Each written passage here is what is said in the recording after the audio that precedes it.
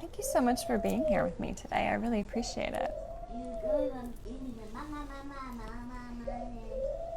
Thank you so much for watching this video whenever it comes across for you. My intention in talking about my experiences and my journey is to help other parents out there not feel alone. I am a coach and a guide for parents and children, Intuitive Parent Evolution. You can check me out on my Facebook page. I also have a group, a community, if you would like to be supported by other parents who are going through this too in many different ways. Parents who might have kids who are different, or parents who just kind of know in their gut and in their heart the way things are working isn't quite right for their child or their family. And how do you step off this conventional, traditional path that, you know what, at least in the Western culture, like we were all raised on, all these expectations that we have. In my case as a parent, it was, you have kids, they walk by a certain age, they start talking by a certain age, and then you go to school, right? Like all these, this is what I mean by traditional and conventional paths. But for me, my kids didn't actually start talking at 1. And I found myself really thrust into a whole new world that I wasn't ready for. Like I had to really break down everything I thought I knew about parenting in order to really meet my kids where they're at. So that was really hard to do that, and it was really lonely. I felt like I was alone. I felt like I was walking this path alone and feeling the judgment from everyone around me, even just being out in the world as well as family, friends. We were very fortunate to have Sean's parents and my parents just be incredibly supportive. So we got really lucky in that respect that we didn't get a lot of family pressure in that regards. And yet being in this world has been very challenging for me as a parent to support my kids, to have an environment where they feel safe and they can thrive. And I'm still here in this world, and there isn't always a lot of allowance for people who are different, and having to find my voice for them and to step into that role as their advocate. So I realized before I started sharing more of my journey with Eric that I really needed to pause in my journey with Kate. It's really easy for me to say, trust in your child and follow their lead, follow their joy, because what that skips over is all that really messy, hard stuff in the middle that I had to go through and I had to move through. And this is this isn't going to be a complete conversation for sure. There's no way I can get in everything that I want to express and to share with you in just this one video. So kind of know going in that it's not going to be the whole story that I want to share. It's going to take me a while to kind of pull it all out to share with you and to get to those places. And before I get started, it's really important for me to say that this is just my experience. We are all different, and you may very well have had a completely different experience with the medical professionals in your life, going through your early childhood services. And if you did, I'm really happy for you. Like, wonderful. Wonderful. Sadly, that wasn't my experience, and that's what I wanted to share with today. I'm part of another group, and I've been part of that group since Kate was like 3 years old. And witnessing and hearing stories from other parents and what they've gone through greatly reflects the path and the experiences that I've had. But again, this is just me. This is my experience. This is what I went through. And if yours is different, wonderful. And I'm sure it will be. Your story is not going to even exactly match all of mine. I have 2 kids, and both of their stories are still different. Even though they're my kids, and they are similar, there are differences. So what I wanted to talk to you about today was pulling myself out of the fear. So Sean and I, when Kate was about 2.5, we went to her pediatric appointment, and we said, she's not talking.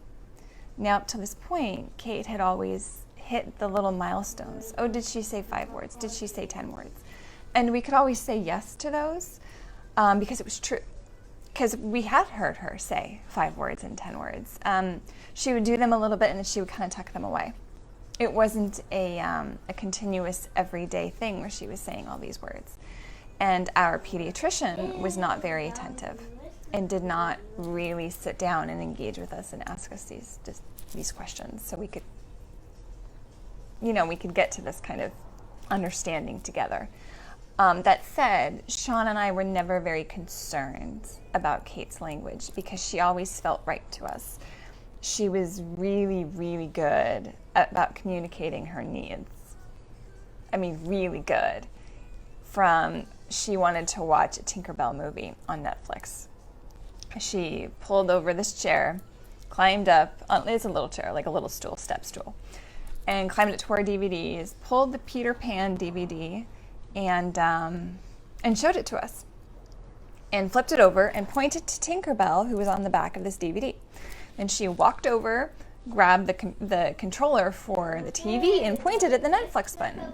And through this communication, I knew that she wanted to watch Tinkerbell on Netflix. So there's all this very creative ways that she was communicating with us, and it felt right for her. And again, Sean and I aren't very big talkers. We don't talk a lot. So she felt like perfect our child. So we never had worries. But then as she got older, I did start to notice, other kids are actually talking a whole lot, and she's not. And that's kind of what sparked where we were going, was this, she's not talking like other kids.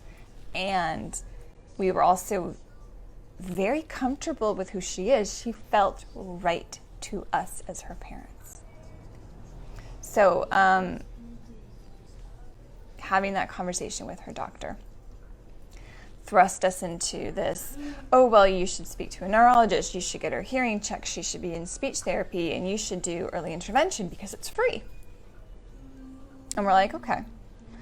And I went into that experience the same way I went into this experience with all the doctors that I ended up seeing, was that they would want to help my child in the way that she needed, which was, she's not talking. What's going on about why she's not talking?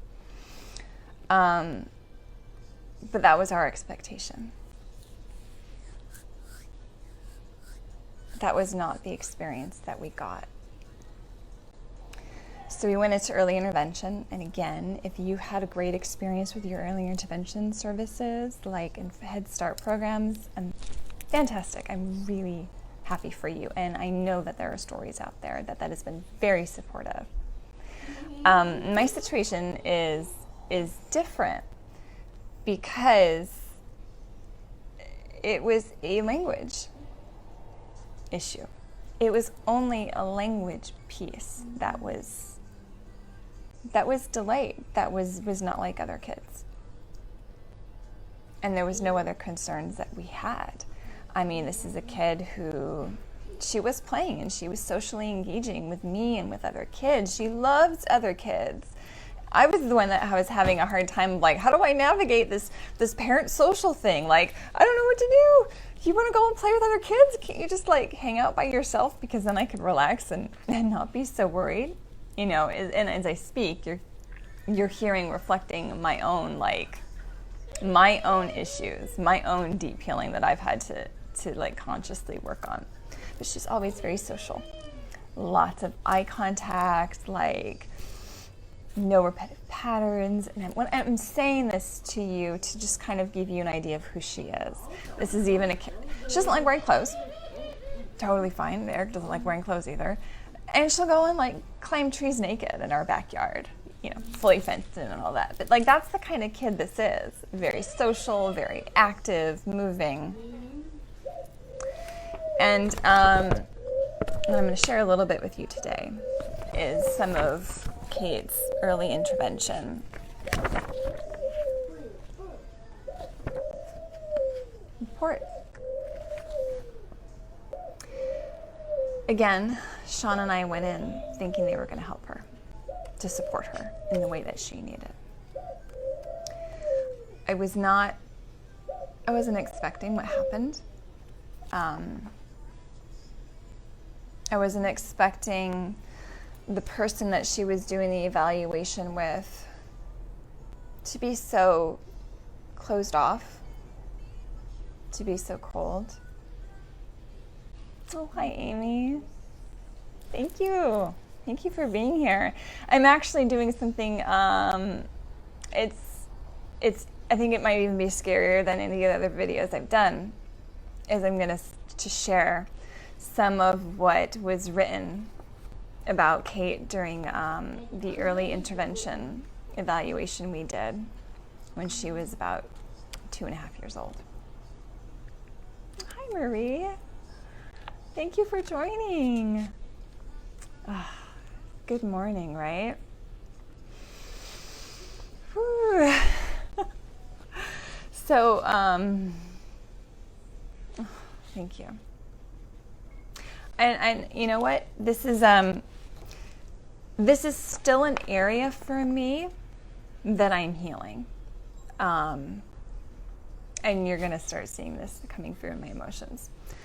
I didn't realize it. I have had and do have trauma with medical professionals. How I was treated as a parent, as a mother, how Kate was treated. And I feel like it's really important to share this part of my journey, not just step over being in that place of absolute fear and terror for this little girl who I loved more than anything and who I saw was so much light and joy and vibrance with life, and the things that were then said about her as wrong, as deficits. And what that did to me as a parent.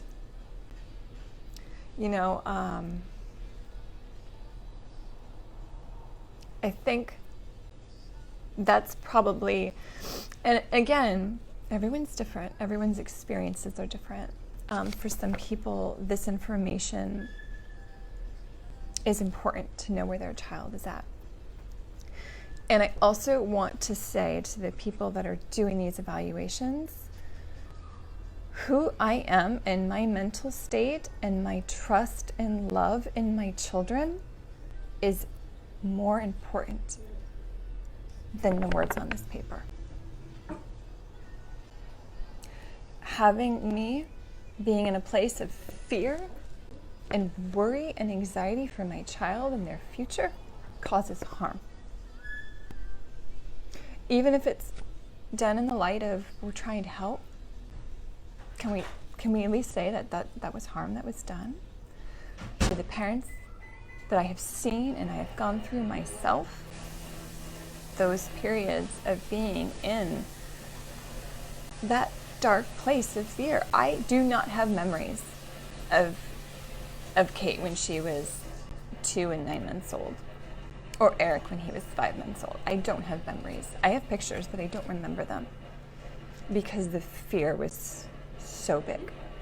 I'd wake up in the morning in tears because I was so worried for her. And that was done in a manner of trying to help her. Did that really help her? Did that really help Eric to have their mother being in that state?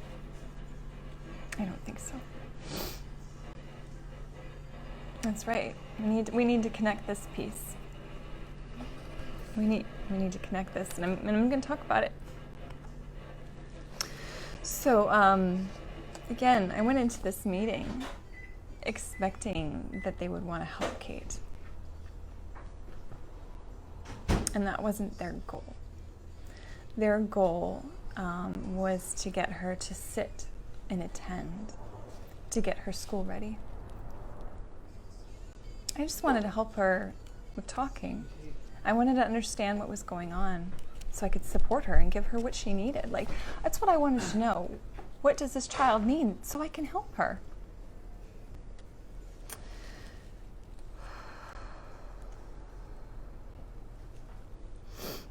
As your Nivea has fragile ex, and your poor brother-in-law is putting her in a grope home, it breaks your heart. It's, whew.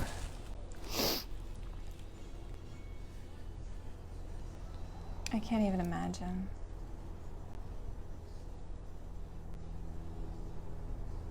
I can't even imagine what you're feeling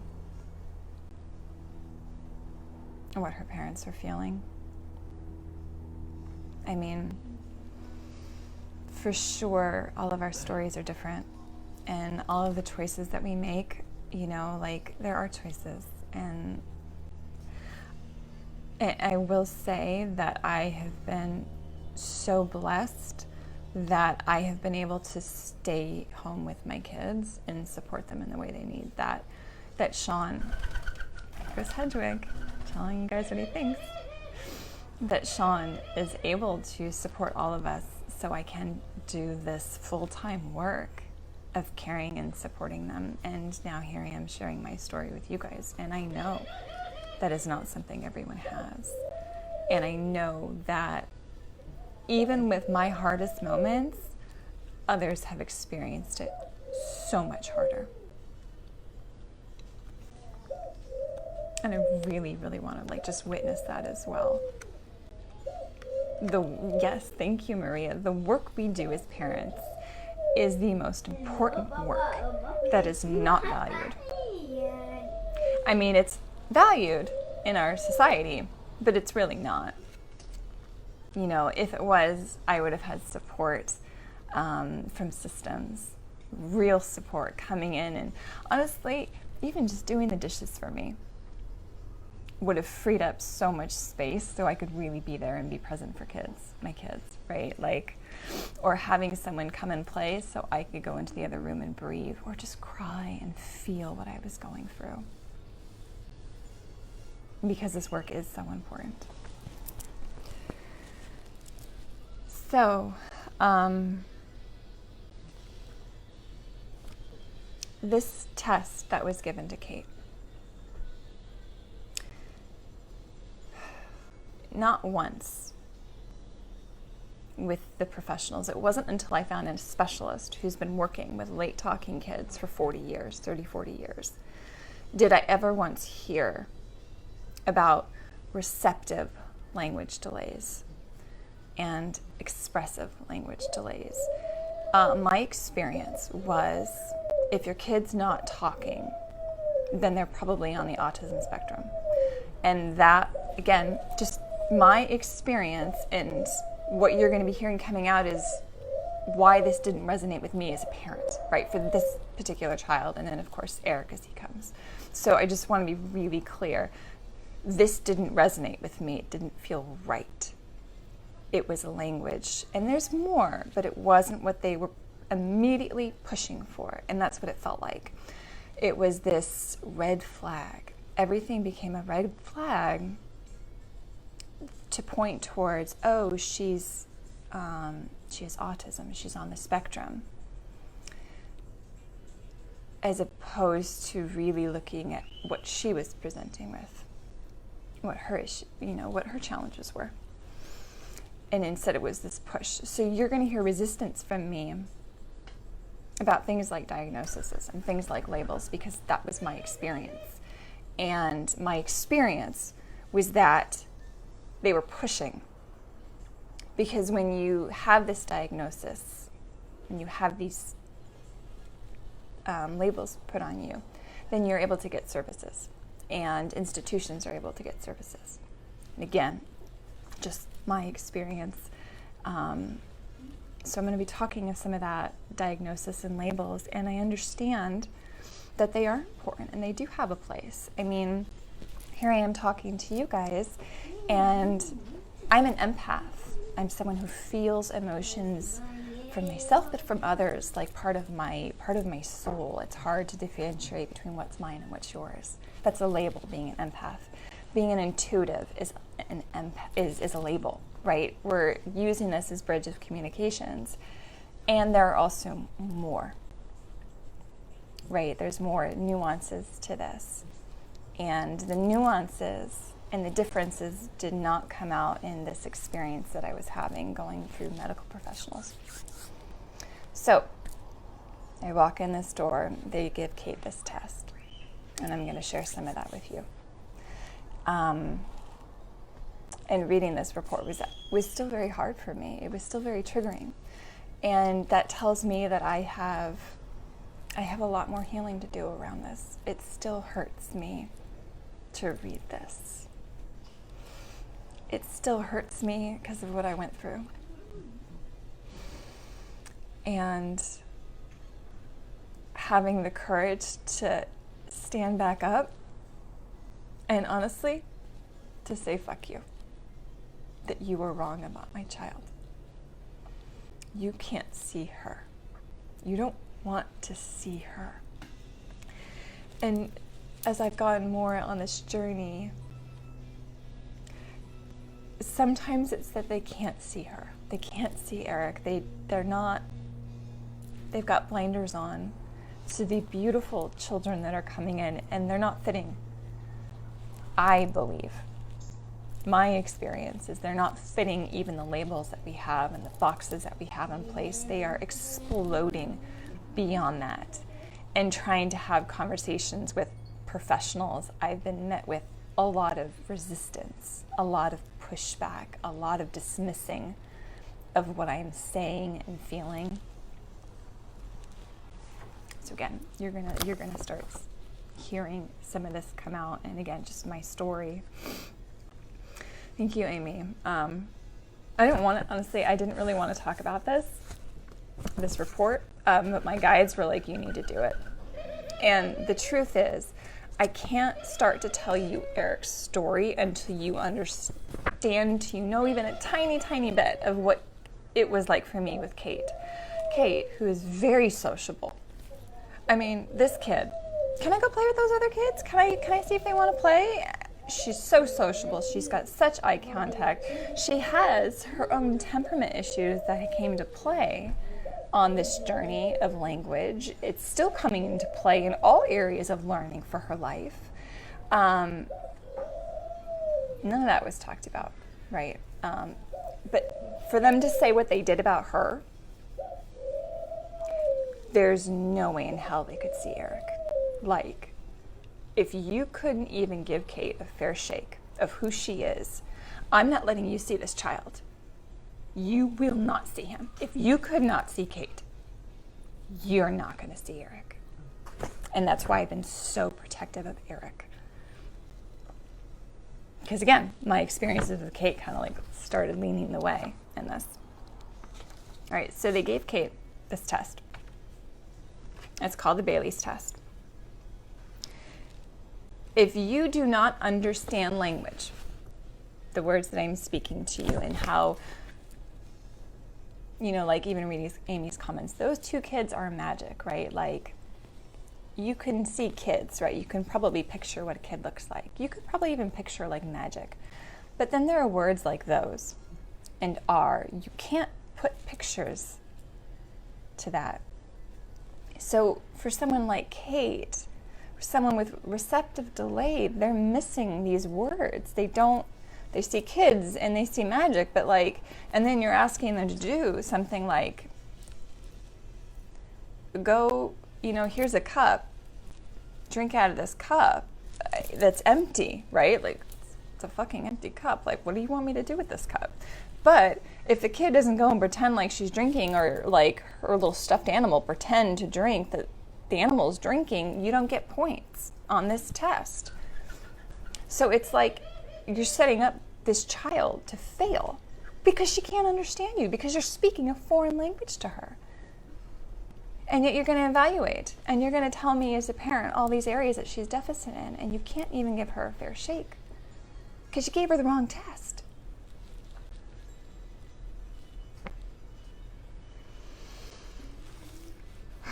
As I said, and then again, we met with this person who was very cold, didn't engage with Kate in play, and Kate wanted to leave. She didn't want to sit and attend and do as she was told. She wanted to walk around the table. She wanted to do her own thing. I mean, come on, guys. How many 2-year-olds you know who listen perfectly and who don't get upset and who don't have tantrums? I mean, really? I don't. Even normal 2-year-olds have these emotions. And yet,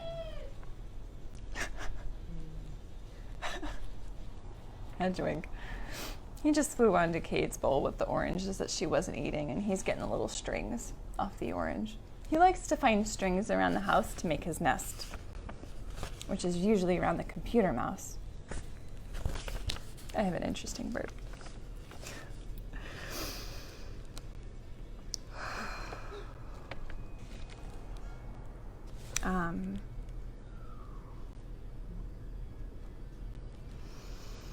So this is a person Kate didn't want to be around. She couldn't understand her. She wasn't playful, wasn't engaging. And the fact that Kate didn't want to listen, she got scored badly because of it. This person who is an empath, who's an introvert, who's in a room that she's unfamiliar with, a person she's unfamiliar with who is unkind, that you need to perform on command, Kate. And if you don't, well, we're just going to write this up. Hi, Daphne. Oh, thank you for being here. Thank you for supporting me. And definitely please share out this video to anyone that you know in your life who you feel like could hear this message of not being alone in whatever they're going through. And again, I'm taking you back to when I crumbled and when I started going into fear, and it was because of this report that was written about my daughter, which society, I had been taught, you listen to professionals, you listen to the experts, the people in the medical white coats, they know more than you do. And yet there I was as a parent, and I'm like, this doesn't feel right, this is wrong, is what my heart was saying, what my gut was saying. And I became divided, because wait, that these people that I'm supposed to trust are saying all these terrible things about her, and wait, but I don't believe it. So, and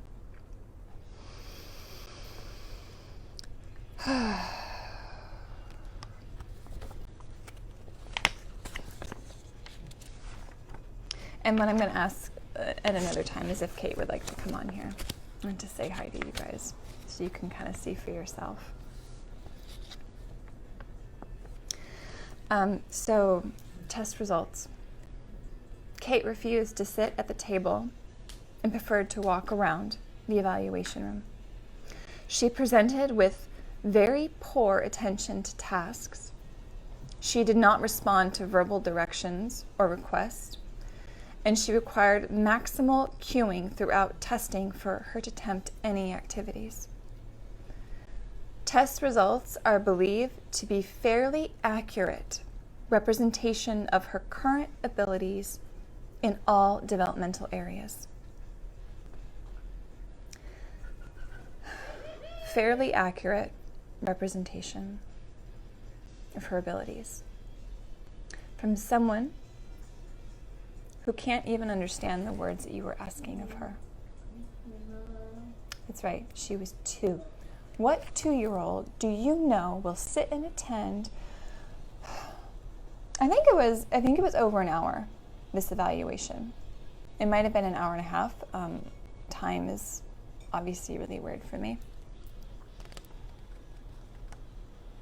And they have these score sheets.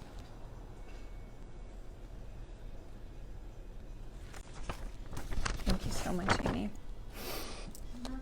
And then, of course, someone decide, like, and again, there, you do need scores, you do need percentiles to help measure.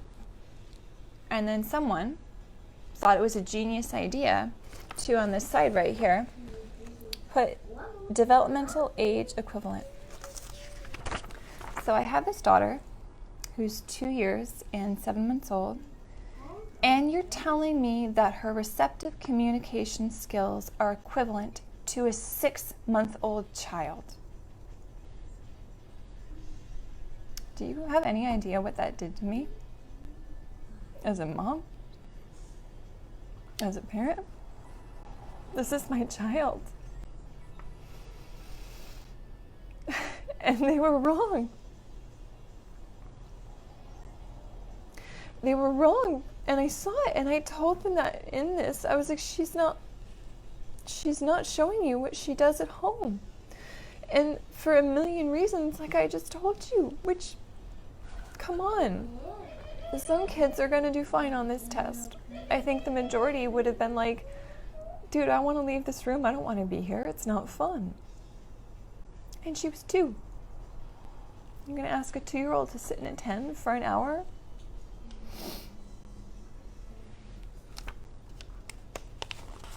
Eventually I will get to the point where when I poke at this wound, I'm not going to have this kind of reaction. And I'm not there yet. Because it still hurts. Because I'm still in it. I'm still going through it. Even though Kate's going to be 9, Eric's going to be 6, we're still on our different path. I'm still dealing with medical professionals. And again, what you're starting to witness is my trauma. My trauma as a parent and what was done to me. It was done for good, to help my kid.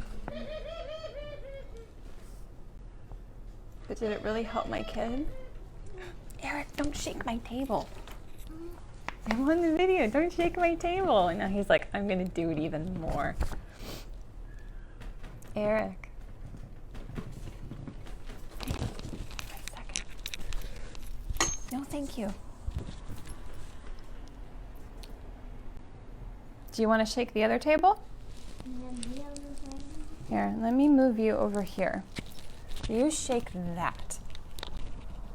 Oh, Hedwig, you better not be under there and rolling on top of you. Oh, you're over there. Okay, good. Okay, I'm sorry. I moved to something else that he can shake with his foot.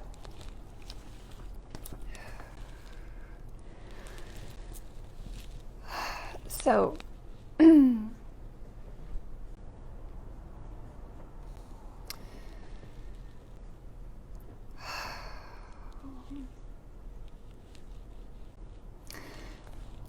even in the spots of this report where Kate was doing something really great, it was almost always paired with something she's not doing right and normal and equivalent. She is great at puzzles. Like, this kid's got puzzles, like, whew, because that's the way her brain works. She's a visual spatial learner, so that kind of thing is her jam. She's great at it. And then Kate was unable to match pictures or colors. She did not imitate a 2-step motor action, and she did not demonstrate an understanding of the concept of one. She did not participate in higher levels of play, such as representational play, imaginary play, or multi-scheme play. Eric, I gave you yours to shake. My little Eric. So it's like, as a parent, you're like, okay, this is something good you're saying about my kid, immediately paired with something that's wrong with her. That's what I was feeling as I was reading this. These are all the things that are wrong with your kid. It didn't matter that she had a choice. Like, can we back up for a moment and just say our kids have a damn choice? They are not little robots.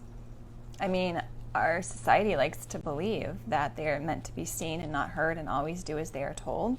These are little human beings. They have an opinion and they have choices. Okay? I cannot make my kids go to the bathroom. Like, I have zero control of that. I might think I do. I don't. I don't have control. If you're not a nice person and she doesn't want to participate, like, that's her choice. That doesn't mean she can't do it. She made a choice. So can we actually have some allowance in these reports that our children make choices? That they have the ability to make choices and have opinions?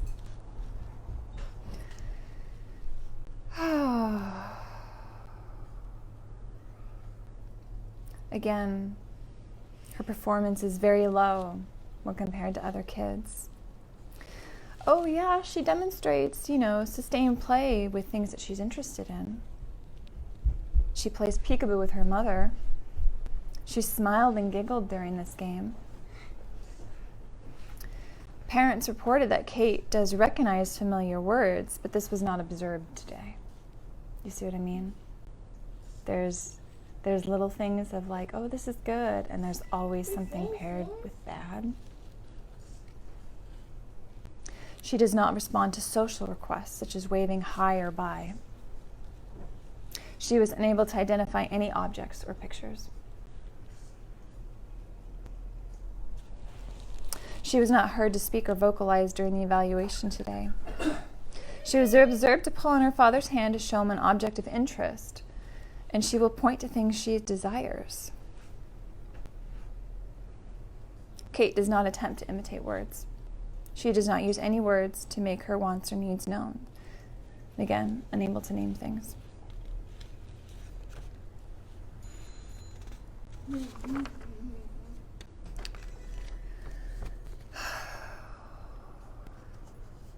She did not place any coins into a bank slot. She did not pull apart any of the connector blocks.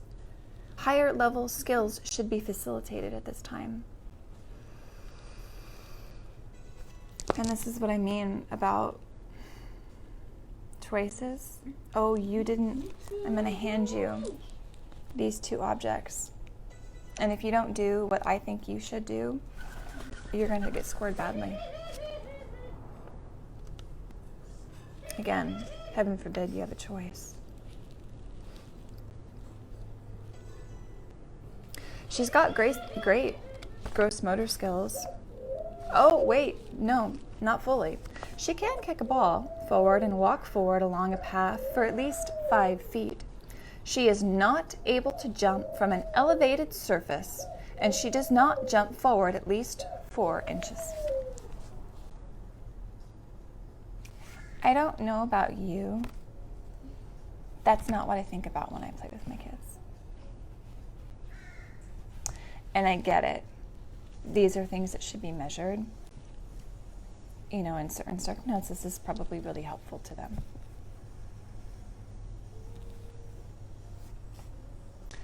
And just because this evaluator didn't witness Kate jumping from a stool to the ground, you don't get points. This actually is kind of a little running joke for me and Sean, because we needed it. Kate, at 2 years and 7 months, without any language, can give me directions to seize candy from my house. I'm talking, oh, here we are on Hawthorne, and she's like, and she's pointing this way to go left. Like, she's giving me directions, streets. She doesn't get points for that. It is not evaluated. It does not put any weight on what is said in here. It's not tested. It doesn't matter. It doesn't count. What counts is the fact that she won't jump forward at least 4 inches on command.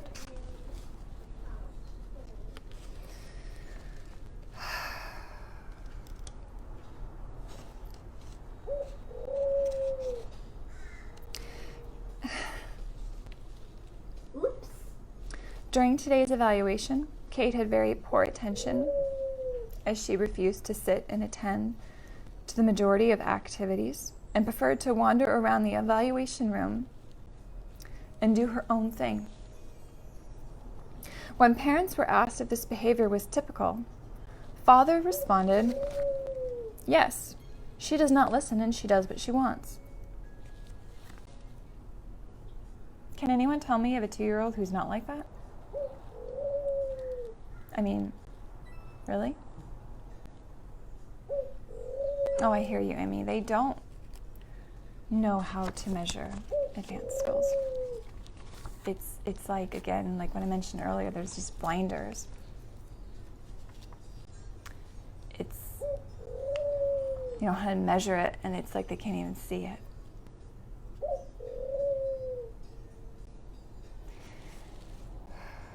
You know, Kate, I potty trained her at 19 months. And again, without words, without communication, she's telling me that she needs to go to the bathroom, right? She didn't get points for that. But she does get points off because she can't fully work her pants and her underwear by herself. She needs assistance. Like, it's great that she can take her clothes off and her shoes, but she gets points off for not being able to put them on by herself. I mean, I also don't know of a whole lot of 2-year-olds who can do that. But when you have my experience, again, when you have some kind of delay, especially in language, it's like all these other normal little 2-year-old things, the weight changes. Oh, you're having tantrums. Oh, you're really frustrated. Oh, you're lining up cars. I honestly don't know of any kid who went through a period where they're like, oh, I'm going to line up all these cars because they look really cool, right? Like, it's... And then it becomes a very defensive mechanism for many of us parents who are in that and who are like, no, you're not, like, this doesn't feel wrong to me. This feels like them. This feels like normal for this kid. And you're pushing and pushing and pushing and pushing to be put on this label, to be put into this peg. And you're not fitting, and you're like, they're not fitting, and people aren't listening to you.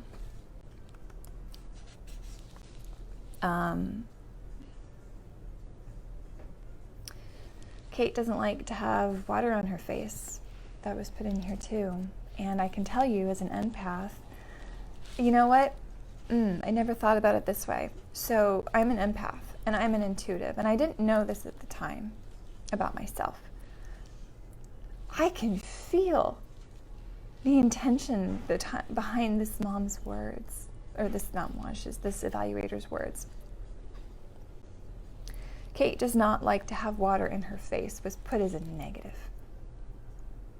Again, another point in these, something's wrong. This is another flag. It wasn't put in to say, hey, this child is sensitive to water in her face. It doesn't make her feel comfortable. Honestly, I don't like getting water in my face and in my eyes either, right? Unless I'm the one that's in control of it. Usually when you're in a shower getting your hair done by your parent, you don't have a lot of control about that. I mean, Kate can brush her own teeth. She washes her own hands. She sleeps through the night. All great things. And then again, it's like this, she needs more help. It's like always, there's something good, and then there's something in there. Right? Who likes to have water in their face? I don't know anybody. I don't know anyone. Oh my gosh, guys.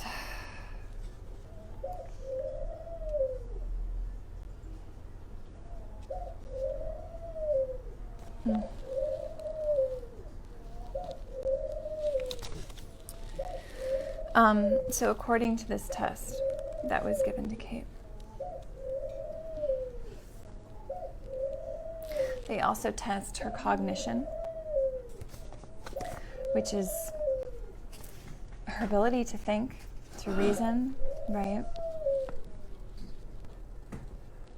She was tested with a 23% delay.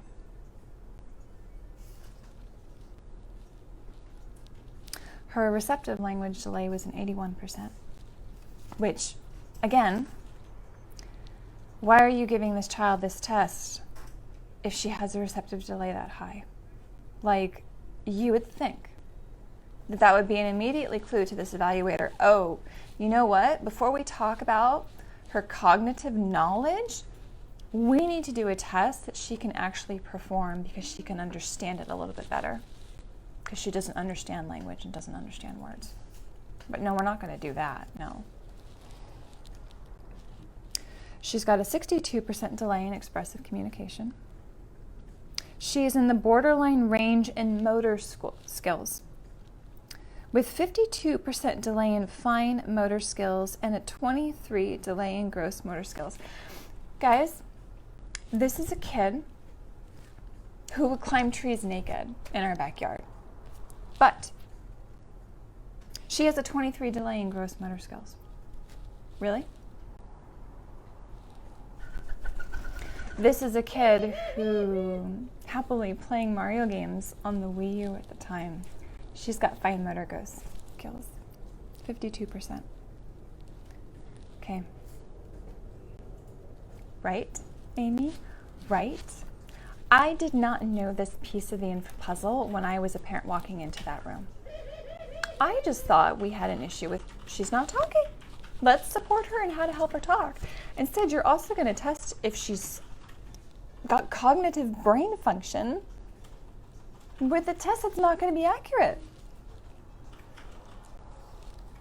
And because she can't understand you, because you're speaking a foreign language. English is a foreign language to her.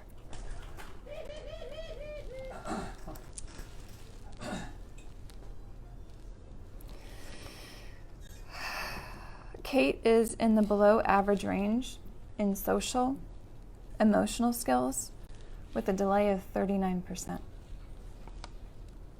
An area of strength for Kate is her adaptive behavior skills, in which she is performing above age level at 33 months and is in the average range.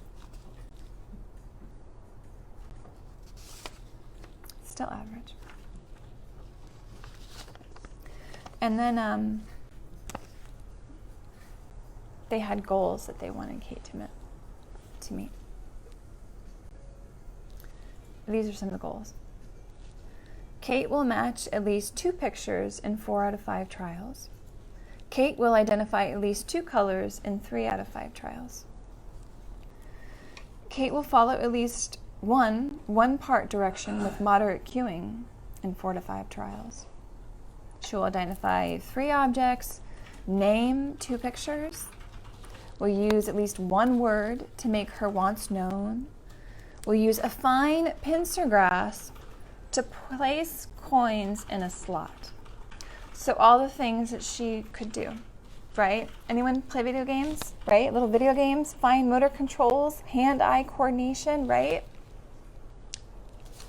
No points for that, but you need to be able to do this with a coin and put it in. That is what counts. Jump from an elevated surface, because of course she can't do that, because she didn't do it on command. Stack 4 blocks. Don shoes with moderate assistance. Will respond to social requests, such as waving hi and bye in 3 out of 5 trials. Of course, she may not want to, but we don't care about that.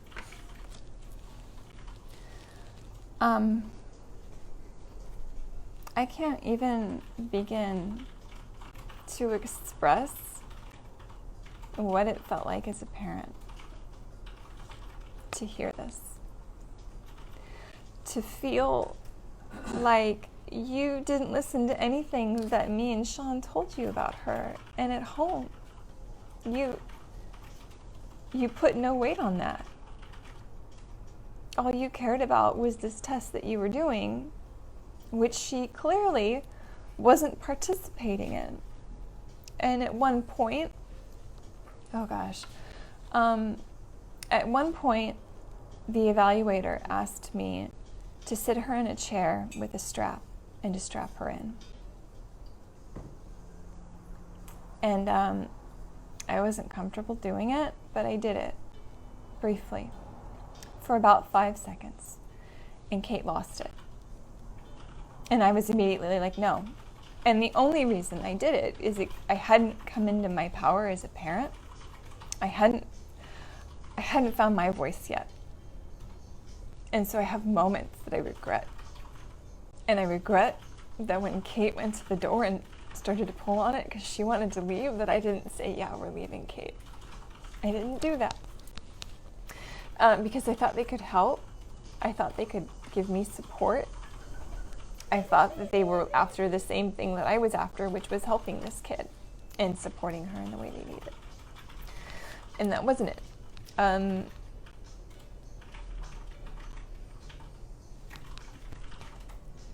Danielle. Oh, I'm so glad you're here. Thank you. I'm kind of taking you guys back to when my world really crumbled. And I'm sharing some of this report that I had gotten from Kate's early intervention. And I want to say too, their goals that they listed here, they are not my goals as a parent. My goal is to see her smile. My goal is to see her thrive. My goal is to have her move in this world with confidence in herself.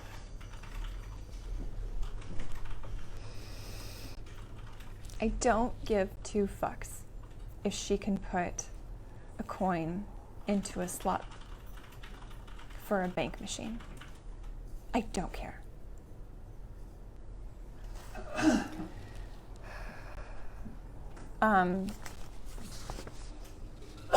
And I'm gonna repeat to what was said at the beginning. Test results are believed to be fairly accurate. Representation of Kate's current abilities in all developmental areas. Hi, Jackie. Thanks for stopping in.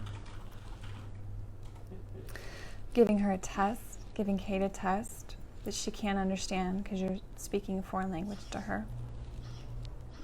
Saying you know what her cognitive levels are like.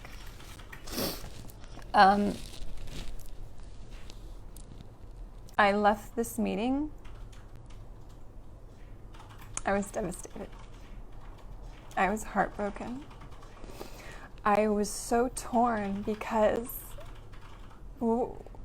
I was taught, I was trained by society, our culture, my parents, that when these professionals say things like this, that they're right, that people in their white lab coats are right. And yet, everything I knew as a parent, I'm like, you're wrong. How can you tell me that this is accurate if she wouldn't even show you who she is and what she can do? And I think that's a big difference too, is if I had gone into this and I was like, oh yeah, that's Kate, she's doing her thing, I would have had a very different experience than I'm sharing with you right now, but that wasn't my child. This scoring is not, it's not who my kid is. And yet you're telling me that it's accurate. You're telling me that as a parent, I'm wrong. I'm sorry. I am with this child 24 hours a day. I think I know her. I think I am the expert. Right? Kate's choosing what to do with her motor skills. Right? Like, I'm not gonna stick some stupid coin in thing. I don't like you, lady. I'm not gonna do it. Right? I don't like you. You're giving all bad voodoo jibes. I don't want anything to do with you. And she knew that. As sensitive and empathic and as like it is my kid is, she knew that. And she was like, I'm not having anything to do with you.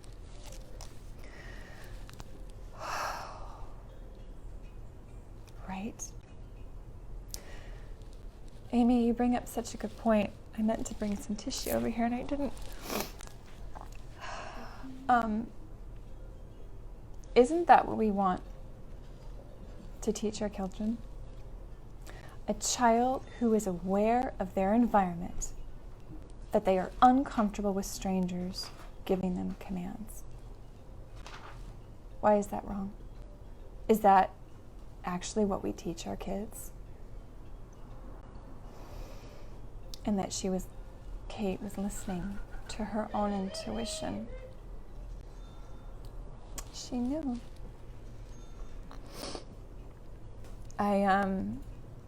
I walked out of that meeting. I was in tears. I couldn't understand how the professionals could be saying all these things, and yet, as a parent, I was so strongly, everything inside me was saying no. No. No. What they wanted from Kate was to sit and attend and to get school ready, and that was nowhere in our plan. We had already decided that we were going to homeschool. We had already decided that we were going to follow an unschooling approach, self-directed learning, following Kate's lead. Like, we knew this going in. Yeah, I was completely unheard. And I still am unheard by many professionals. I am still on that journey because I am being continually dismissed.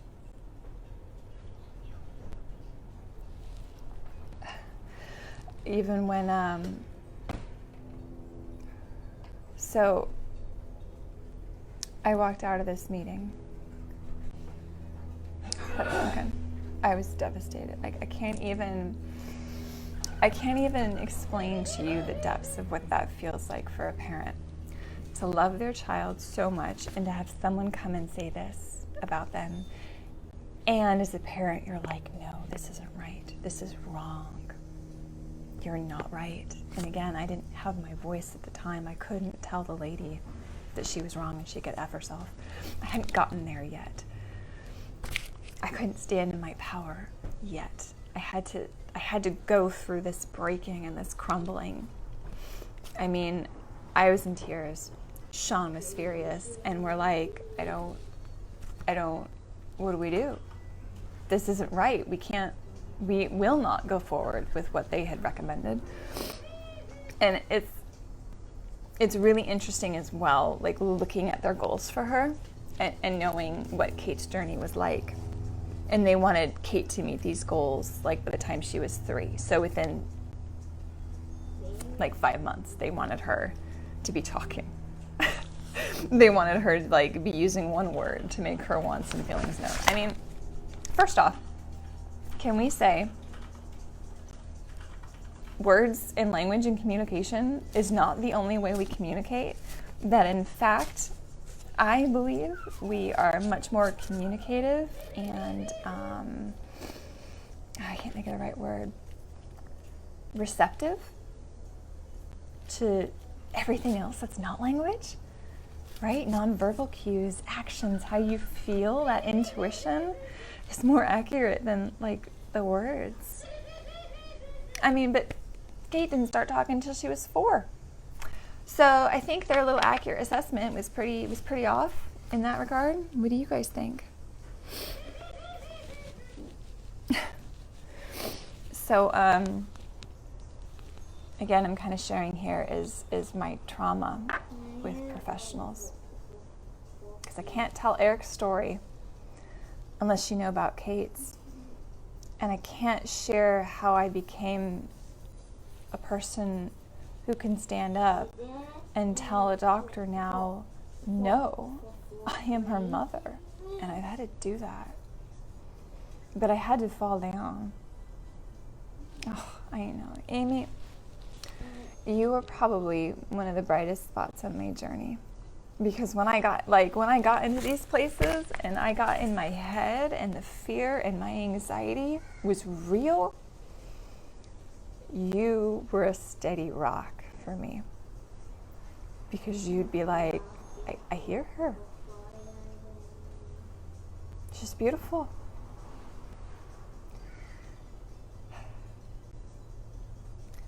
And that's one of the reasons I'm doing this is I want to tell other parents, your children are beautiful, exactly as they are. They're not broken. There's nothing to be fixed. I don't believe in all these red flags that were in this report. I don't believe them because of how they made me feel as a mother, as a parent.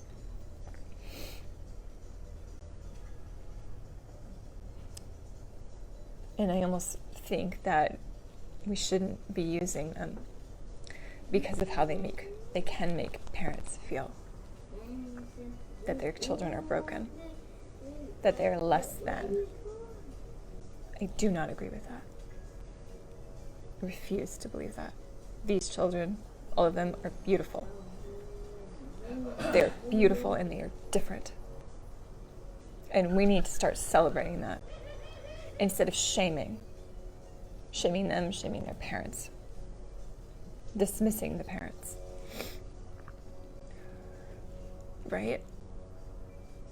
If we could even just try to understand, if that evaluator had tried to understand Kate, if she had gotten on that floor and played with her with toys for 5-10 minutes, Kate would have been so much more willing to attend and to listen because she's got a relationship now. Kate is someone who wants to make you happy. She is such this big-hearted child. She has so much love. She's a Leo through and through. She's also a lazy lion, so that part of the Leo piece is true. She really doesn't want to do anything. She really doesn't want to help. Even now at 9, she's just like, no, you take my bowl. I don't want to go put it in the sink. Like, that's who she is. And yet in this, it's red flags. And yet it's just part of her personality, her temperament. So I fell down. I was really broken open by this experience and what was said to me. And I went and I saw the neurologist, and she listened to me.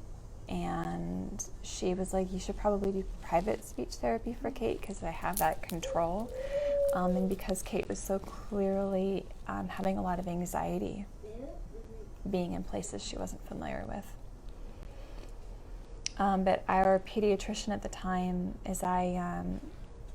in this place of fear, I'm like, okay, I'm not getting answers that I want from professionals. I like to read books, so I'm going to go and I'm going to get some books. And I ended up seeing a book by Thomas Sowell about late talkers. And it kind of started opening my eyes of, oh, there are other options than just autism or being on the spectrum, that there are other answers. Because again, what I felt as a parent was a label, a diagnosis that didn't fit right into what I felt about who my child was. So I went to my pediatrician. I started saying, oh, do you know, that there are kids who are natural late talkers? You know, Einstein, remember him? He's one of them. And our pediatrician completely dismissed me. Didn't hear me. Yeah, so I'm yesterday talking about updated some Declararities. Receptive delays, language delays, expressive language delays, and that wasn't even on the table of conversation. But the more important thing I did Sorry, was Sean's on a work call right now, so I hope it's not too experience required disruptive, but he'll be off in just a minute. It's a lot slower now, so if you're going to actually try and go. And so our pediatrician, she's looking at this checklist, she's looking at this report from the neurologist. She's like, she's really social. She's got great eye contact. And I'm like, that's because she doesn't have autism. Like, you're not listening to me. Like, it's not the right fit for her. Like, you're not listening to me.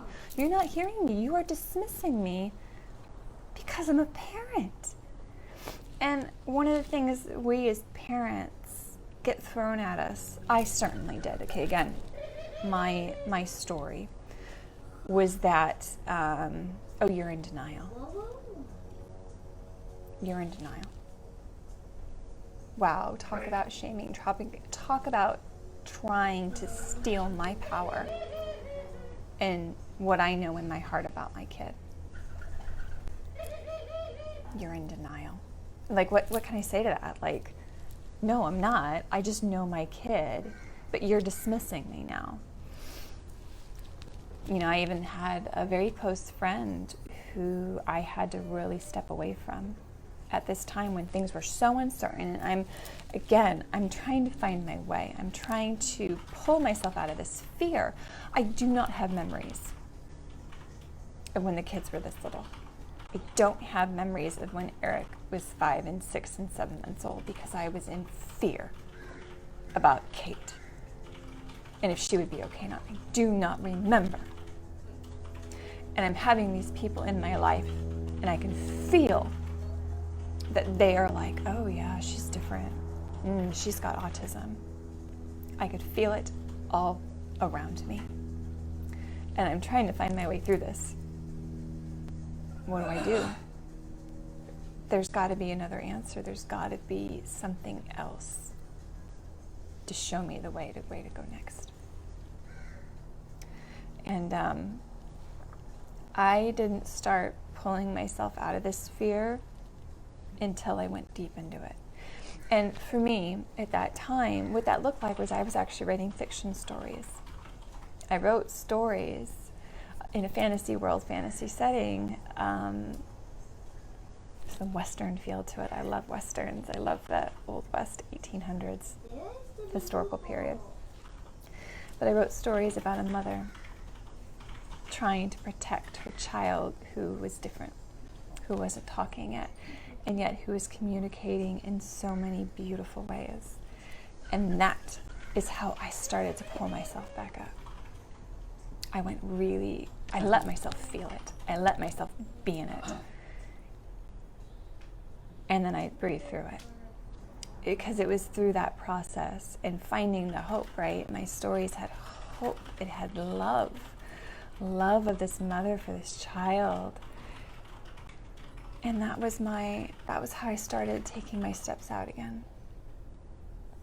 And as I was taking my steps out, I'm also educating myself. I'm getting books.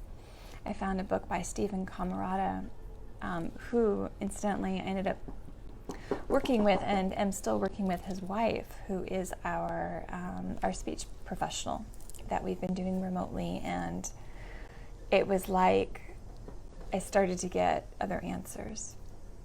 I mean, still not the complete answers. I still don't even know the complete answers for who my kids are. You know, they're still revealing themselves to me.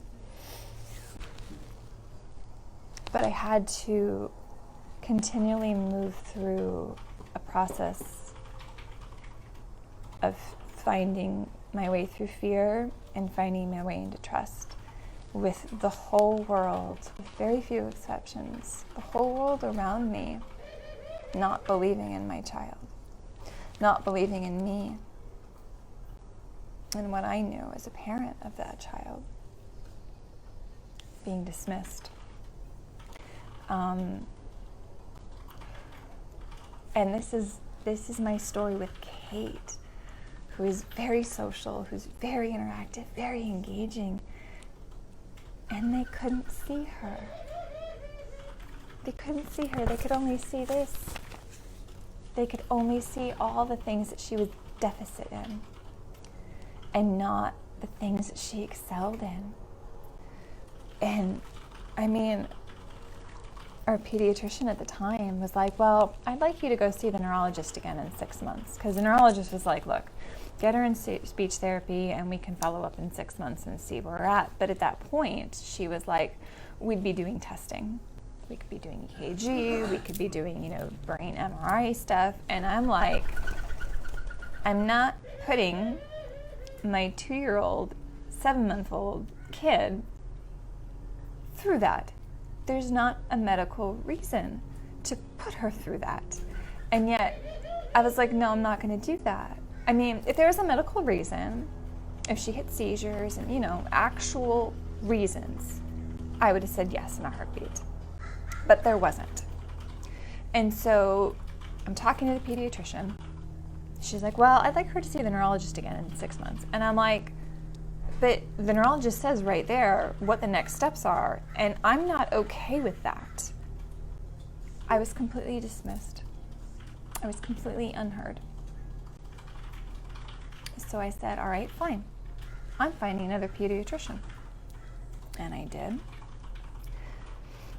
As well as now working with our speech professional, who gave me way more answers about my child in a 15-minute phone call than anyone else had up to this point, because this is a person who specializes in language. And I don't like to use the word disorder, so you're not going to hear me do that. It doesn't feel right to me. I like challenges. Language challenges feel better, because it's not immediately saying there's something wrong with someone. That's, again, just my personal belief. You do you, absolutely, but you're not going to hear me say that. But this is someone who's very, very, very, full-on expert in her field, and her husband is in the research side, writing books and articles about kids like that. These are the professionals I have on my side. And we ended up meeting her in person at one point. But basically what we ended up doing was tried the speech therapy for Kate. We paid a lot of money out of pocket so we could have control, and not just to have our insurance telling us who we could go to. We wanted control, because we weren't going to go through this again with her. I saw Kate backsliding because of this experience with the evaluator. I saw the effect, the harm that this had on her. So we weren't going to do that. So we ended up trying the private, saw it, and it wasn't working at all, private speech therapy. And I'm like, okay, I'm going to work with this person, Mary Camarado, who's an expert in her field, and she's going to coach me. I'm with these kids all the time. They're responding to me. I'm going to go and, there's Eric back with the shaking of the table.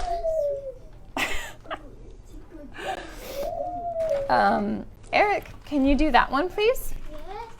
Can you kick that table? Yes. And not the one Mommy's using? Yes. Yeah.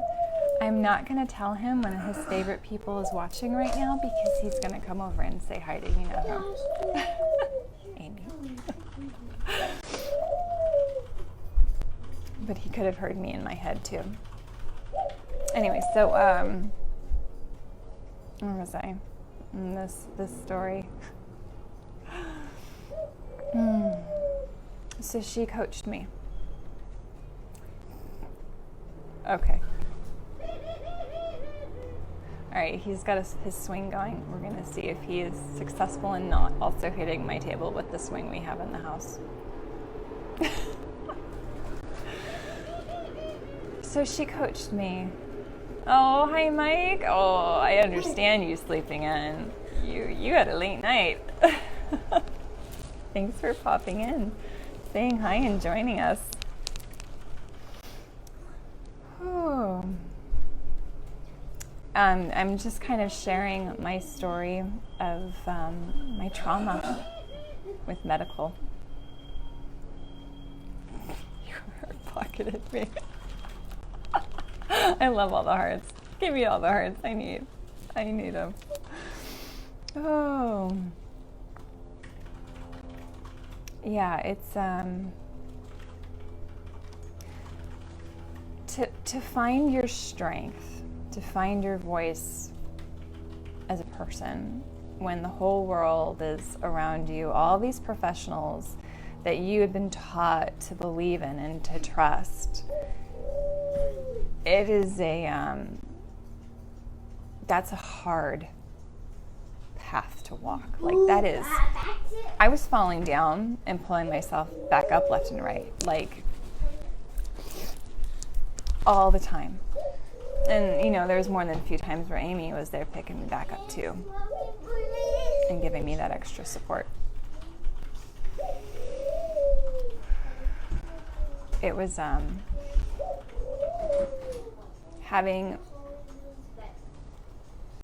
I went and found a new doctor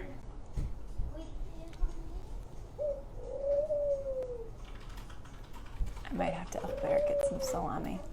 Oh, Sean's able to do it. Thank you, dear. He's very sweet. He's working and he's still helping Eric. I wrote this new doctor, a letter. I wrote him like a 4 to 5 page letter explaining my journey, explaining how I felt as a parent, like what I went through, giving him this new report from someone I did trust and who did see Kate for who she was. And again, I wasn't listening to myself yet at the time. You don't plums? And I didn't listen to my intuition. I hadn't, again, developed that ability. But I was learning to speak, you know. This is what I meant, like this is a process for me. He asked me about speech therapy. Well, is she in speech therapy? Kate. And I said, no. I am actually working with this expert, and she's coaching me on how to be a speech partner for Kate. And he looked at me and he's like, well, what expertise do you have? And I swear to you, I just puffed up my chest and I took a deep breath and I said, I am her mother. I should have listened to my intuition and found another pediatrician. I didn't. Right? A process for me. But for me to actually speak up and say what I did was a really big moment. And I could still feel that power in me. Like I felt it coming up from my solar plexus. You know, taking my power back step by step. And this experience with professionals, especially medical professionals, has only continued in not a good way. I am still, even knowing what I do, I'm still dismissed. I'm still not heard. You know, in this particular doctor, I finally said I was done with him when he really did go too far and started shaming me about getting the flu vaccine. You know, this is not a vaccine conversation. My kids are vaccinated. I was making a decision to not get the flu vaccine. And he said to me, he would not have said this if it was Sean there with the kids. I can tell you that 100%. But he said to me that, well, what if you get the flu and your husband gets the flu? Because the kids brought it to you. And what if you die? Who's going to take care of your kids then? He literally said that to me. And I walked out and I said, okay, I'm done. I'm done. And then even again, as I went out into my homeschool community, I'm like, okay, I need a recommendation. I need someone who's going to understand about sensitivities and about being an empath, and like people are willing to listen to who my kids are, because I'm done like pulling a name out of the hat and hoping there's someone good. I'm going to go and interview this person. And I did, and I found someone, and I felt like I really liked her, and she was hearing me, she was understanding me, she met the kids. Oh, Hedwig. You guys want to see Hedwig? He literally just flew. Oh, he wants my wire. He wants my wires because he's going to go build his nest. Oh, I'd show him you, but Eric's in the background and he's not wearing clothes. Anyway, so it was fine. It was really good for a little while. And then this most recent experience I had with her, I went in, like, and she was like, oh my gosh, your kids and their language, they're coming around great, like they're doing great. And then this last experience, I went in, I want to talk about the CBD to help Eric. He's got energy running through his body, swirling, and I could feel how uncomfortable it is for him. And we're feeling it. It's really uncomfortable for us. Gosh knows what it must be like for this little kid. So I go and I talk to her, and I'm like, I want to talk to you about using this, you know, just have a conversation. And she wouldn't even do that. She wasn't allowed to talk about it. And I'm like, okay, his central nervous system is running really high. He's a very sensitive central nervous system, and I want to help him with that. And she says to me, well, have you considered behavioral services? And I'm looking at her and I said, no, that's not what I'm here to talk about. I'm like, this kid is having a hard time running energy in his body, which was also November 2020. Anybody remember what was happening around then? Me, as a sensitive and an intuitive and a psychic, I was having a rough time grounding myself, moving through all that collective energy and trauma and fear. Like, it was hard enough just to breathe. And here's a 6-year-old, he was actually 5 at the time, trying to find his way through that. But there's something wrong with him behaviorally. So when I share these stories, I also want to acknowledge that what I have gone through as a parent is trauma. I tell these stories and it hurts me still. And I still want to cry about that. I want to cry because you know what? You're supposed to be helping us, right? Isn't that your job? Do no harm, help, support. And yet I'm having this experience of continually meeting harm because I'm not listened to, because my kids aren't seen, because you're turning around and telling me all the ways that my children are wrong and that they are broken, that they are not right, that they are different. You are telling me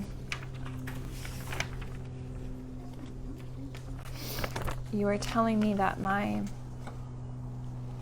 daughter at 2 years and 7 months old has a receptive communication level of a 6-month-old baby. And you think that's accurate. You are telling me how low her cognitive abilities are. At the same time, you're also telling me that she's got these receptive delays. But your cognitive test score, how low she's doing, that's accurate, even though she couldn't understand what you were asking of her, because the test you gave her was not the right one to test for someone with receptive delays.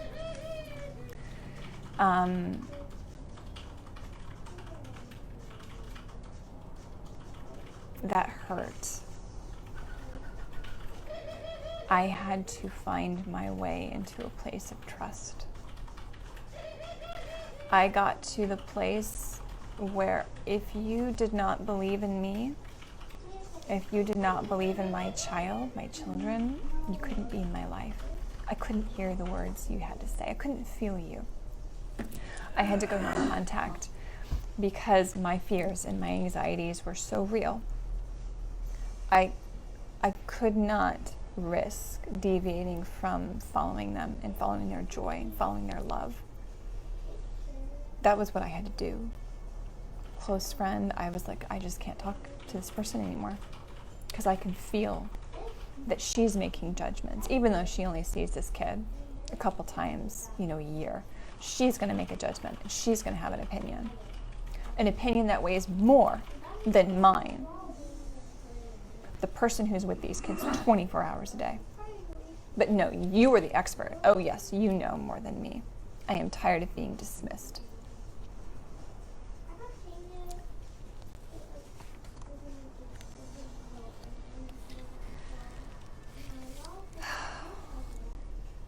And like I said, this is Kate's story. I haven't even shared with Eric yet. But if Kate can't be seen for who she is, that's all I was asking. See my kid for who she is. See her fully. And then come to me and say, look, let's support her in these ways. And yet, time and time and time again, that was not the case. If you can't see Kate, social, sweet, loving, I mean, she'll go and play with everybody. She's right there. If you can't see her, and there is no way in hell you're going to be able to see Eric. And I really wanted to, and my guides were like, you know, you need to go share this. Because there are others who have gone through this process. There are other parents whose hearts are breaking right now. And it's also breaking because they know it's not true for their kid.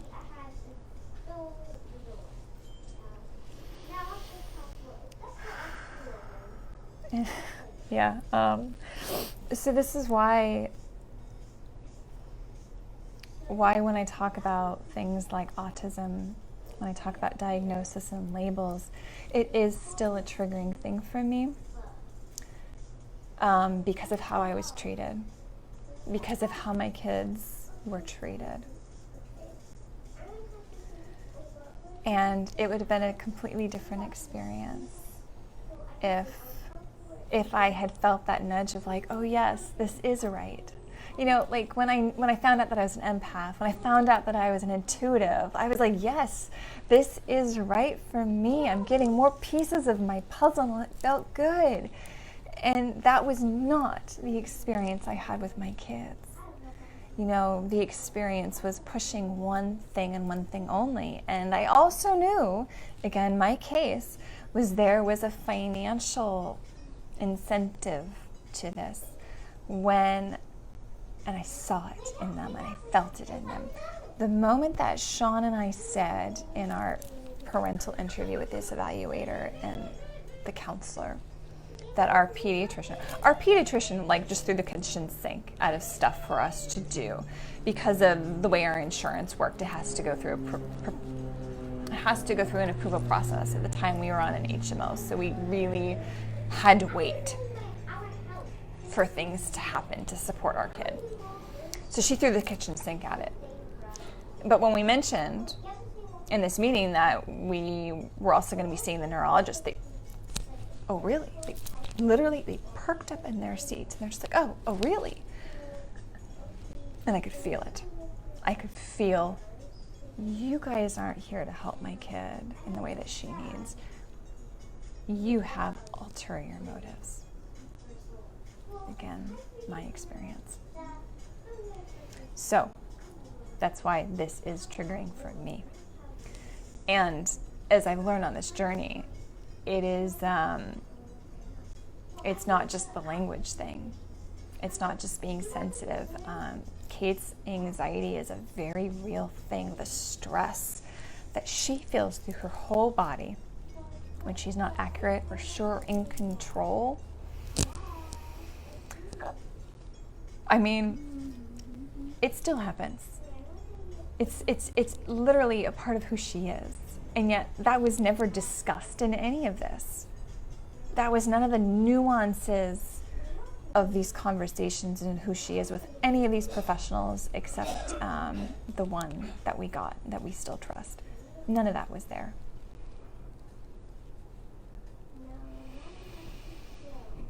Oh.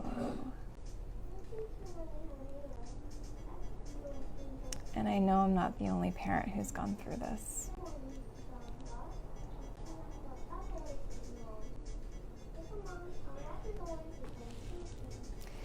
And that's like,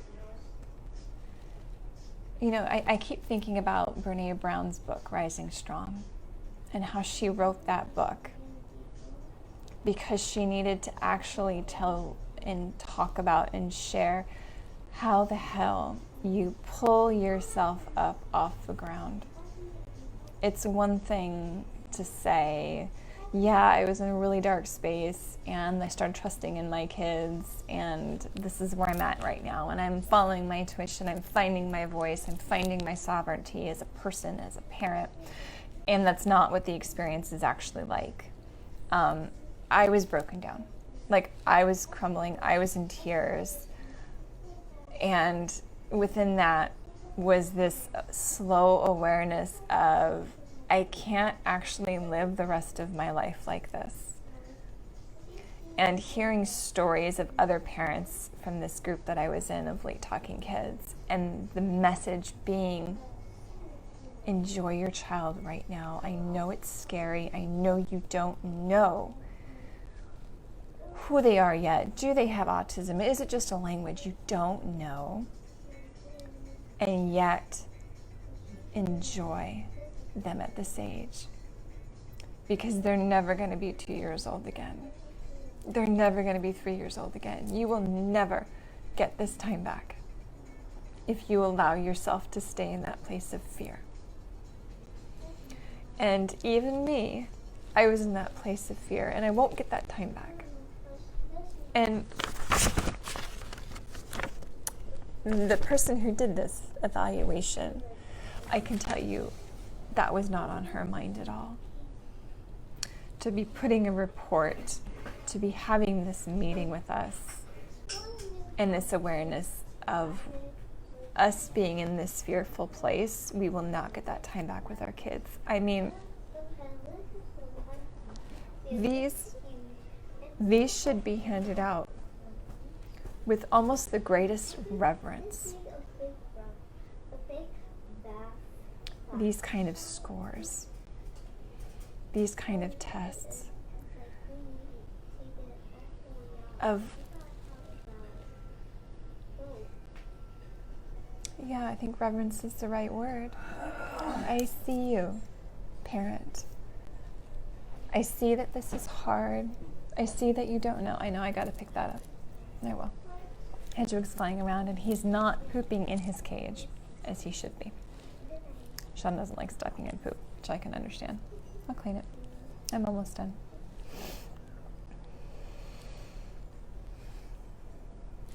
Right, but I see you. I see that this is hard, and we want to support you on this. I guess you're not hungry at all.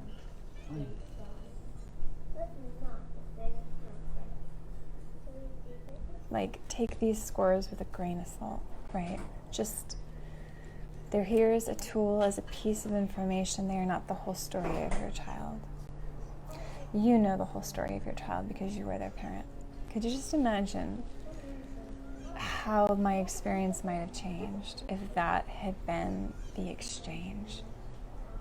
This understanding, this being seen, this love, this desire to actually support my kid and not just hit a bunch of criteria that's on the test that counts as points, but to see the full spectrum of who they are.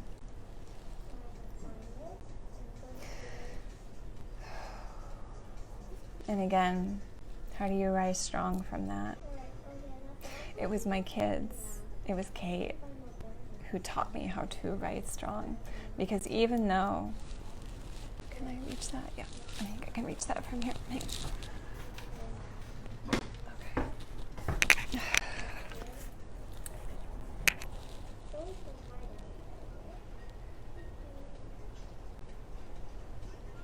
We had these family pictures done right after this evaluation. And God, I was so scared. I was so worried. I saw my little girl with her big smile and how she experienced the world, and I just couldn't integrate, I couldn't come to grips with what was said about her. And it was her smile that kept showing me the way. Thank you, Mike.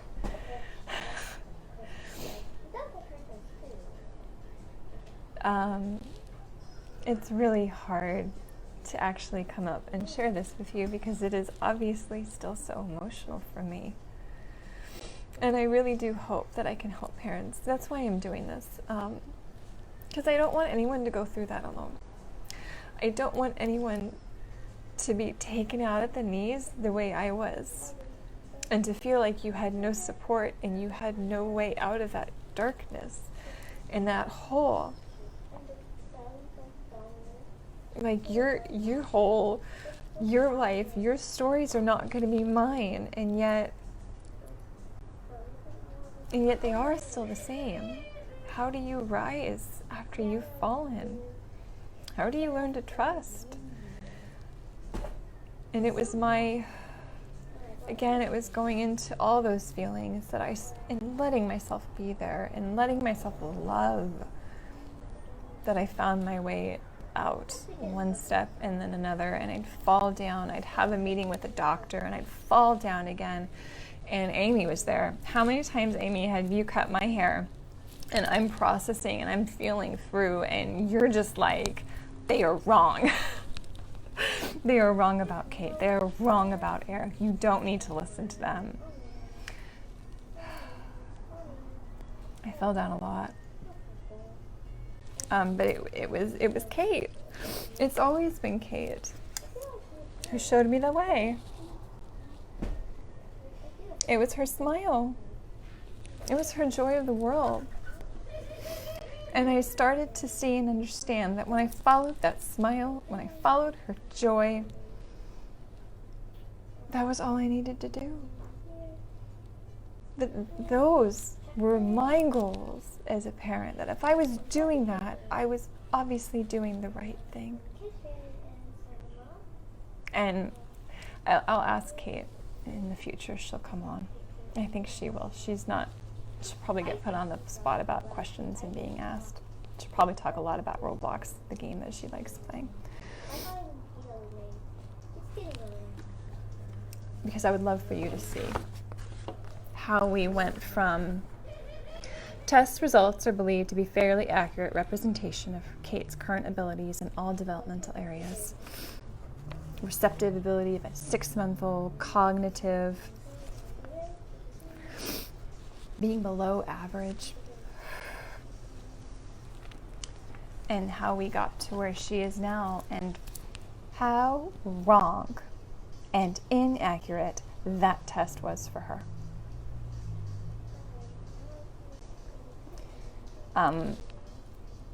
For a little while, I was really hard on myself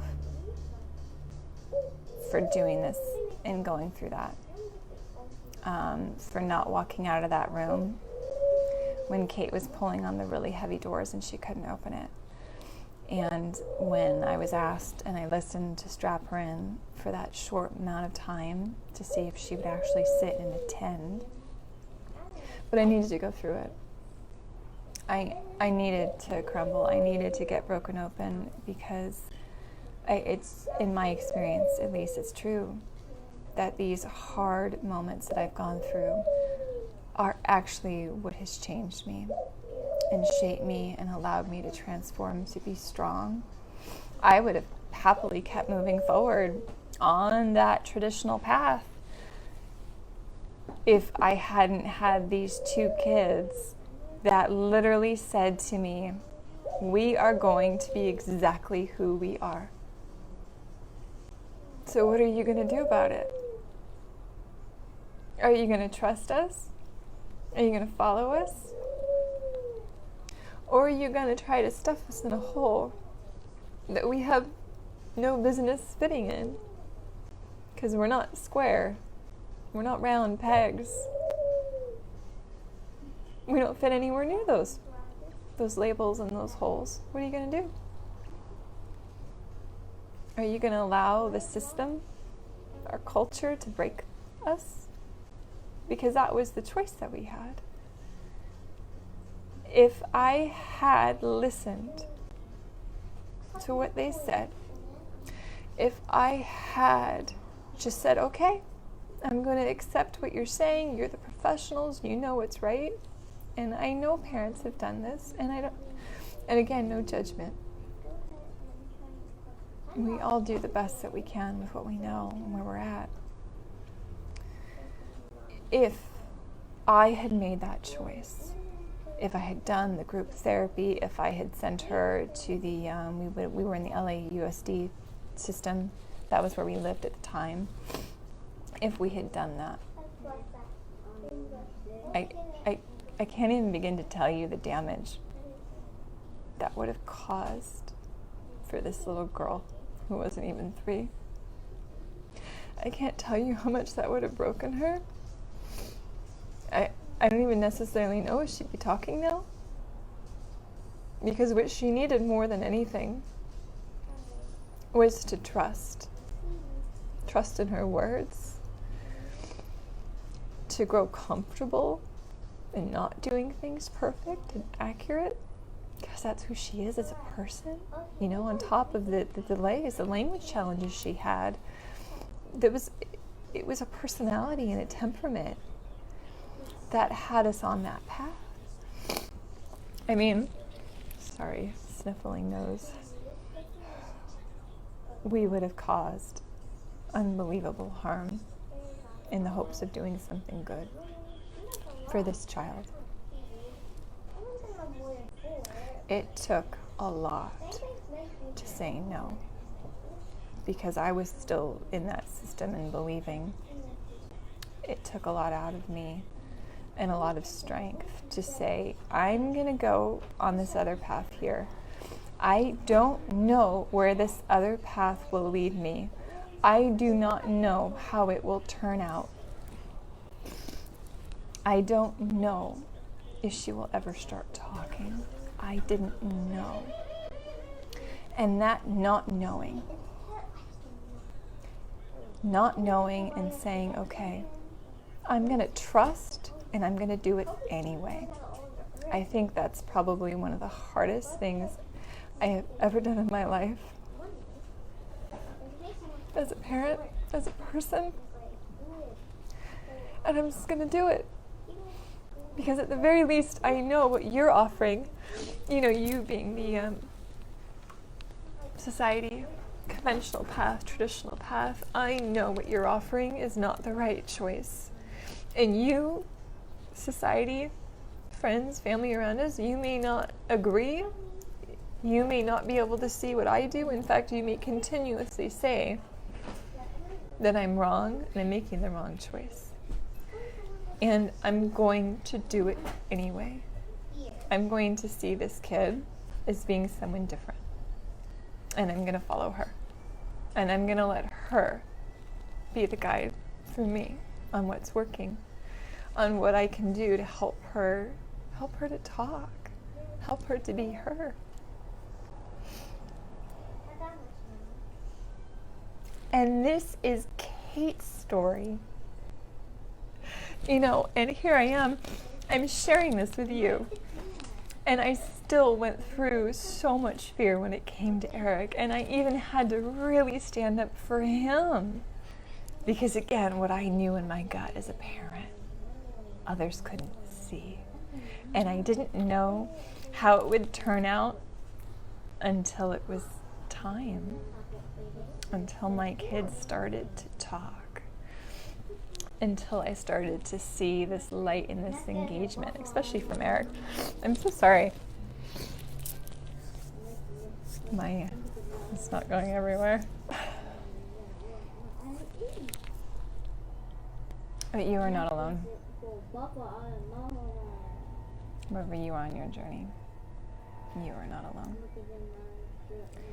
And it is scary to walk your path. I mean, I'm sharing you mine. Everyone else's path is going to look totally different. Because I'm different. I have different kids. We're all different. And finding that courage to say, I'm going to step off what everyone has told me to do. And I'm going to go and I'm going to follow this kid. I'm going to go and trust this kid.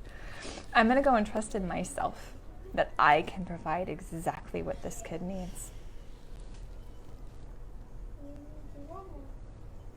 Anyway, that's a bit more of my story. Like I said, the guides really wanted me to share this with you. And maybe I will get to the point where I can read this report and not hurt.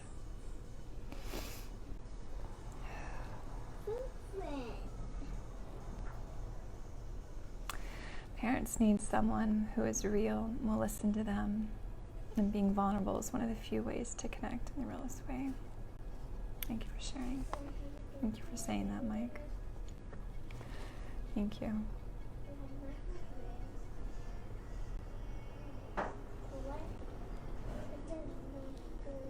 That's my sincerest wish, is that no parent goes through this alone. I mean, honestly, my sincerest wish is that we change our systems to start seeing these beautiful children from how they are, and asking new questions. How can we support them instead of how can we fix them? How can we change them? How can we just let them be them and help them along the way? So again, I was guided to share this report with you, and I will get to a point where I can read it and it doesn't hurt. I'm not there yet. And yet, every day, it is a little bit less. And I know sharing my story like this will helps heal me, and I hope that it will help others who maybe are in it, who are walking out of those meetings with their 2 and their 3-year-olds, and they're feeling this isn't right. This isn't right.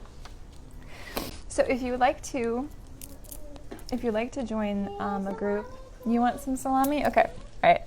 Well, I'm gonna wrap this up, get a tissue, and get him some salami. But I would love for you to join our group if you feel called.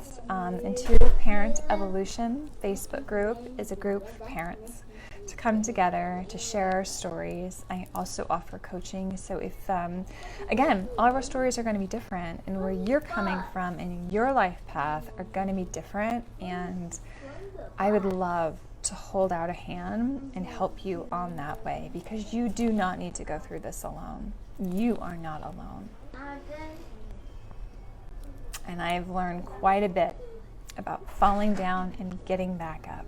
And again, and following the light and the smiles of my kids to show me the way. So please send me a message, reach out. I'd love to work with you. Join our Facebook group, Intuitive Parent Evolution. Or just share this video to someone that you know might benefit in some way. Maybe you're a grandparent. Maybe you're just a friend of someone with kids who are different or going through something like this. Whatever that looks like. I really appreciate you being here, listening to my story, listening to some of the things that we're not talking about, right? Trauma of parents. And I can't even begin to tell you about Eric until I kind of set the stage of what my experience with professionals has been like, for you to even understand why I was like, there ain't no way people are gonna see this kid. Like, you ain't gonna see him. If you can't see Kate, there's no way you're going to be able to accurately see this little boy that I have, who's so beyond everything. Even I know. And he still is, and I'm still figuring it out.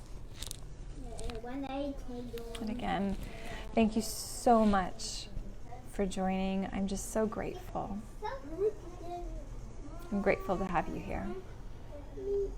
I'm grateful that you are adults who are really caring about kids. And how can we all as a collective start changing our relationship with children? How can we start being present with them? How can we start seeing them as humans, little human beings with their own opinions and their own thoughts and their own ways of being in this world? And how can we help them? Again, thank you so much. And I really look forward to hearing from you. Chrissy Whistler at Intuitive Parent Evolution. Take care. Have a great, great day. Thank you.